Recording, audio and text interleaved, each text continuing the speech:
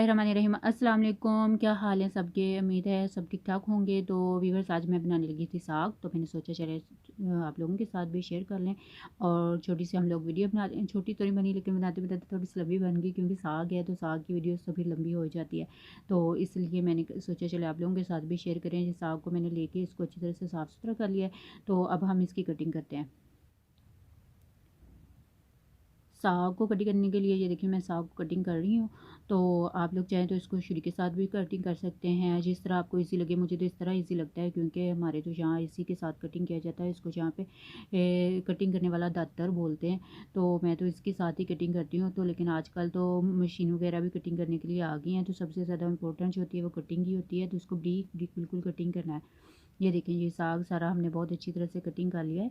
इसके अंदर ही मैंने पालक को भी ऐड कर लिया है, पालक की भी कटिंग कर ली है और साग की भी, दोनों को इकट्ठे ही मैंने कटिंग कर लिया है, मिक्स करके। ये अलग अलग कटिंग नहीं किया।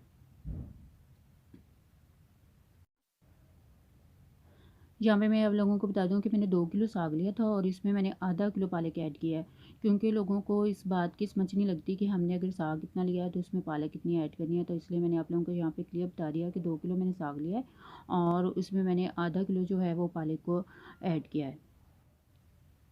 और इन दोनों को मैंने इकट्ठे कटिंग किया था। आप लोगों को मैंने दिखाया था कि मैंने इनको इकट्ठा कटिंग करके इनको धो धो के मैंने इसको तकरीबन 10 से 15 मिनट के लिए रख दिया, ताकि इसमें से जितना भी पानी था वो निकल जाए। तो ये मैंने इसमें निकाल लिया और इसमें मैं 1 टेबल स्पून भर के नमक ऐड कर रही हूँ। और इसमें टेबल स्पून भर के चला जाएगा नमक। और इसमें 1 पाव, 2 किलो साग और आधा किलो में मैंने 1 पाव सब्ज़ मिर्च हैं वो ऐड करूँगी। इनको मैंने मोटा मोटा सा कटिंग कर लिया है। अब साग को हम बनाना शुरू करते हैं। सबसे पहले मैंने ये देखिए मैं इसको मिट्टी की हंडिया में बना रही हूँ, क्योंकि मुझे मिट्टी की हंडिया का साग बहुत मज़े का लगता है। तो इसलिए मैंने सोचा चले मैं आप लोगों के साथ भी मिट्टी की हंडिया में ही शेयर करती हूँ।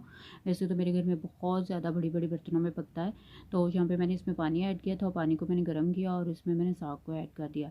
और इसी तरह हमने पालक और साग को मिक्सी इस दो में ऐड कर देना है, क्योंकि ये देखें इसको मैंने ऐड किया और इसमें ये 1 टेबल स्पून जो मैंने नमक डाला था वो भर के इसमें डाल दिया। और ऊपर से जो कटिंग की हुई मिर्ची हैं वो डाल दूँगी। इसमें थोड़ी सी जो है सब्ज़ी मिर्ची वो मैं अलग कर लूँगी। और अब मैं इसको पकने के लिए रख दूँगी। तकरीबन 2-3 घंटे लग जाते हैं इसको पकने में। अब हमने इसको ढककर पकाने के लिए रख दिया है। तो ये साग हमारा पक रहा है।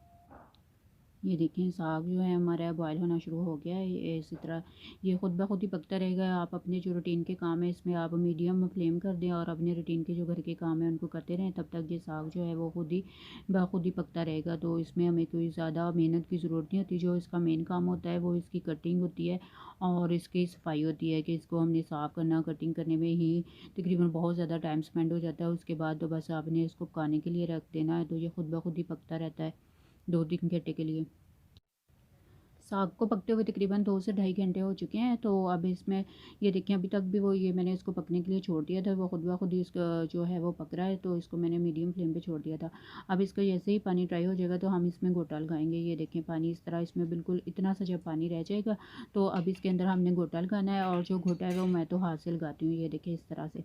प्लीज़ हाथ से मेहनत कर लिया करें। जो ब्लेंडर में डाल के हम लोग गोटा लगा लेते हैं या उसको ब्लेंड कर लेते हैं तो वो बिल्कुल ऐसे हो जाता है जैसे मेहंदी होती है, उसका बिल्कुल भी टेस्ट नहीं आता।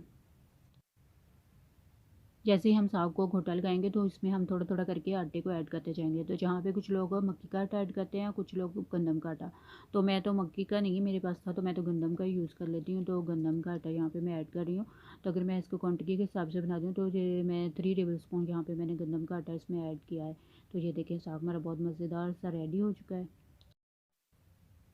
अब हम साग का तड़का रेडी करते हैं। तो उसके लिए मैं यहाँ पे लिया है मैंने 4 टेबल स्पून घी और 1 टेबल स्पून अदरक का पेस्ट और एक छोटे साइज़ की प्याज, मीडियम लगा लें, जहाँ छोटी दरमियानी साइज़ की जो प्याज है वो मैंने लिया है।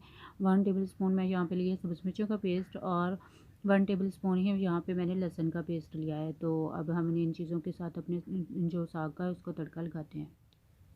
सबसे पहले हमने घी को ऐड किया है और इसके अंदर हमने जब घी हमारा गर्म हो जाएगा तो इसके अंदर हम प्याज को ऐड कर देंगे।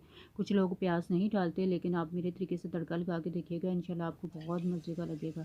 तो प्याज को हमने बहुत ज़्यादा ब्राउन नहीं करना, हल्का सा हमने इसको गोल्डन कर लेना है। जैसे ही प्याज हमारा हल्का सा गोल्डन हो गया तो हमने इसमें लहसुन, अदरक और जो सब्ज़ मिर्चें हैं उनको ऐड कर देना। जहाँ पे सब्ज़ मिर्चें मैंने वहाँ पे भी ऐड की थी। यहाँ पे ये ऐड करने का मकसद ये है कि जब यहाँ पे हम तड़के में ऐड करते हैं ना, उनका अपना एक डिफरेंट टेस्ट आता है। अब हमने इन सब चीज़ों को डाल के तो इसको तकरीबन मैंने 3 से 4 मिनट तक अच्छी तरह इसकी बुनाई की है। तो अब इसके अंदर हम साग को ऐड कर देंगे। यहाँ पे आपने लहसुन की अच्छी तरह से बुनाई करनी है, क्योंकि लहसुन की एक अपनी भी स्मेल होती है, तो वो भी ख़त्म करना बहुत ज़रूरी होती है। तो कुछ लोग सब्ज़ लहसुन भी ऐड करते हैं, तो अभी यहाँ पे सब्ज़ लहसुन का मौसम नहीं है, वो नहीं आया, तो इसलिए मैं यहाँ पे सब्ज़ लहसुन का इस्तेमाल नहीं कर रही। तो ये देखिए साग माशाल्लाह हमारा बिल्कुल रेडी हो चुका है। बिल्कुल ये ना तो मेहंदी की तरह लग रहा है ना, और बिल्कुल इसकी एक अपनी ही लुक है और बहुत टेस्टी बनता है। आप मेरे तरीके से तड़का लगा के ज़रूर ट्राई कीजिएगा और प्लीज़ मेरे चैनल को सब्सक्राइब कीजिएगा, लाइक कीजिएगा, बेल आइकन लाजमी प्रेस किया